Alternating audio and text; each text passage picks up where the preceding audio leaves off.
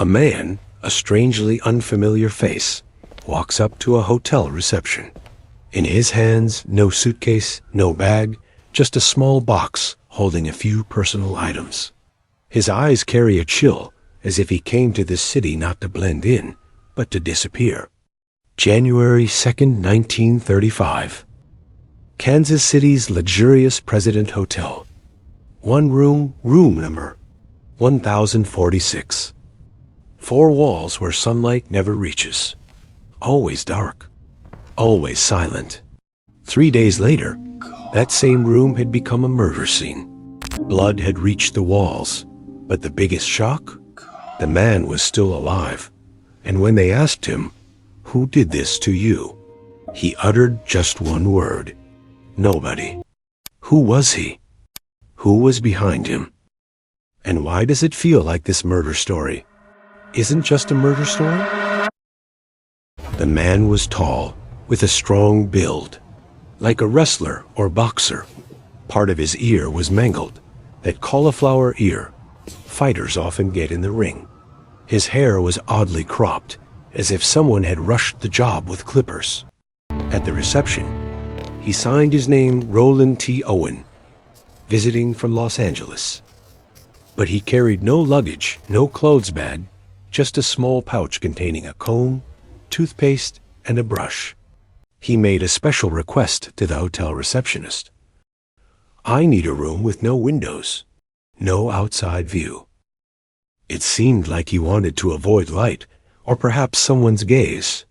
To the staff, he was just a strange guest, cold, detached, and avoiding eye contact. But nobody realized this was the beginning of a story that would haunt their minds forever. The lights in room 1046 were never fully on, just a dim lamp that drowned the room in partial darkness. The curtains always stayed drawn, as if viewing the outside world was forbidden. And the strangest thing, sometimes he'd have his door locked from the outside while he remained inside. The hotel maids say whenever they tried to clean, Roland would stop them or demand they come at bizarre hours. Sometimes midnight, sometimes in the dead quiet of dawn. Sometimes staff passing through the corridor would hear him talking on the phone with someone named Don. His voice carried unease, with phrases like, "Yes, let's meet for drinks, but everything must happen exactly as you said." No clear details, just fragmented talk, as if hiding the real purpose. And then they saw fear in him, for the first time. Pacing the room endlessly, restless feet, eyes unable to settle on one spot. As if waiting for someone, or perhaps hiding from someone. One day, the hotel elevator operator noticed a beautiful but visibly tense woman heading straight to the 10th floor. Her face carried some hidden tension. Moments later, staff saw her entering room 1046, Roland's room. That night, another hotel employee passing through the corridor heard a deep, heavy voice from inside. The voice sounded like a man's, but it didn't seem to be Roland's. Shortly after, a nearby guest called the front desk to report. They'd heard a loud argument between a man and woman from their room. The words weren't clear, but the voices carried anger, fear, and a strange intensity, as if things had reached a dangerous turning point. But the most shocking thing was, neither visitor was officially registered in the hotel records. Was Doan one of them? Or was there a third person, someone never seen at all? The nights of January 3rd and 4th. Something incomprehensible was happening in room 1046. The hotel switchboard operator noted strange repeated calls from that room. Sometimes voices would suddenly rise to shouts. Other times calls were abruptly cut, as if someone might be listening. Staff reported rumors that during those days, Roland was seen with other guests. Sometimes in the lobby, sometimes outside the hotel, but always acting like someone rushing through a meeting before returning. Witnesses say his comings and goings happened at bizarre hours in pre-dawn darkness, or midnight's peak. That day, when the maid entered the room, Roland sat shrouded in darkness. The door was unlocked, yet he told her, "When you leave, don't lock the door," as if expecting another visitor, or perhaps someone who'd already promised to come. And then, that night, several guests reported hearing a disturbance from the 10th floor. The sounds were so faint they might have been ignored, but by next morning, everyone understood those weren't just argument noises. They were the beginning of a murder. January 4th, 7 a.m.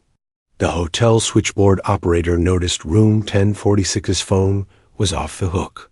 At first, they thought the guest might have accidentally left it, but when the line stayed dead for hours, they sent the bellboy to check. The bellboy knocked the door was locked. From inside came a very faint, weak voice. "Come in." But with the door still secured, he couldn't enter. When opened with a master key, an odd smell wafted from the darkness. In the room's center, Roland sat naked on the bed's edge, his head buried in his hands. The bellboy first thought him ill, then noticed blood on walls, blood on sheets, blood on towels. Roland's body showed multiple stab wounds, a skull fracture, and deep ligature marks on both wrists and neck, as if he'd been bound and tortured for hours. And the shocking part, he was still alive. But his eyes held a secret, one that would likely go to the grave with him. Paramedics quickly placed Roland on a stretcher. His body was covered in wounds, yet he kept breathing. They asked him, "Who did this to you?" In a weak voice, Roland uttered just one word, "Nobody," then added, "I just slipped in the bathtub." But his wounds, his blood-soaked clothes, and the room scene told another story. The doctor said the injuries happened hours earlier, and he had lain in that state all night. On the way to the hospital, his breaths grew slower, and within hours, his heartbeat stopped with him. Went that man's real secret? Or perhaps someone else still carries that secret today. When police searched the room, another truth emerged. Roland T. Owen was a fake name. No wallet, no ID, no clothes, nothing personal to identify him. Room 1046 was just an empty shell, leaving only blood and silence behind. Another hotel across from the President Hotel had staff reporting a man just like Roland staying with a woman days earlier. This raised new police questions. Was this an affair? Or a plan designed from the start to end in death? Investigators also considered Roland might be connected to the crime underworld or dangerous boxing circles. His body build, his ear shape, everything pointed that way. The autopsy revealed another chilling fact. His wounds weren't from that morning. They were hours old.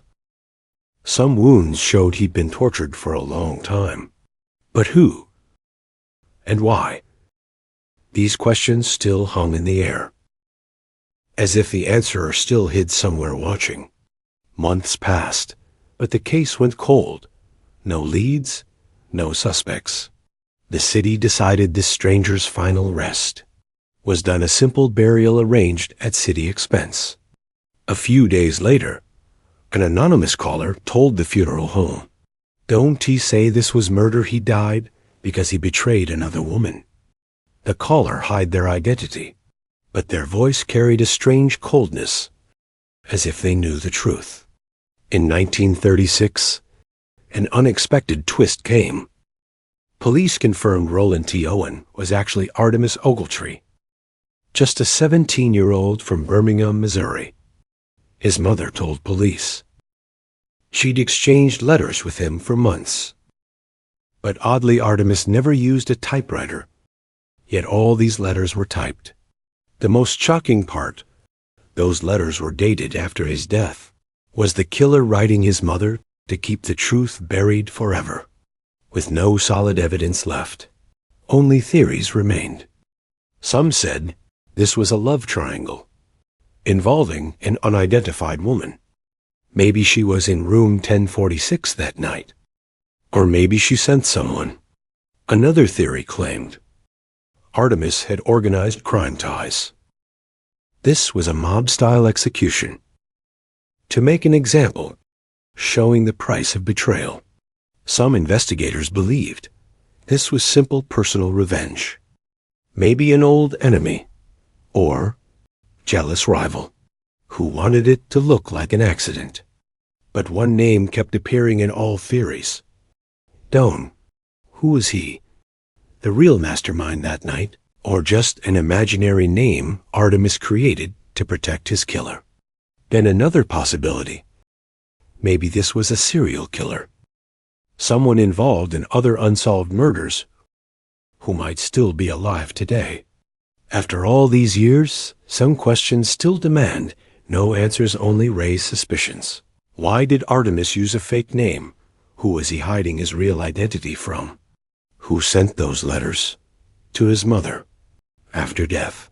And why did they contain things suggesting he might still be alive somewhere? Why didn't he name his killer in his final moments, saying nobody? Was he protecting someone? Or was the fear so deep even death couldn't break that secret? And who was that person who secretly paid for the funeral and sent flowers without revealing their name? Perhaps the answers remain forever hidden with those who were truly part of this story. To this day, Room 1046's mystery remains unsolved. This case became a dark legend. In true crime, a story that grows deeper the more you examine it.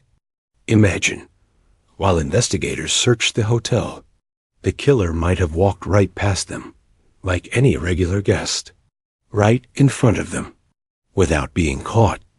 And today, as you hear this story, one question still hangs in the air. Did the truth get buried with Artemus Ogletree? Or does someone still alive knows what really happened in room 1046 that night? If you think room 1046's mystery has gone cold, you're wrong. Because next we'll take you aboard a plane where 170 lives hung in the balance. Ethiopian Airlines Flight 961. Engine 1 is a out. hijacking where every second decided life or death. To know this story, click now.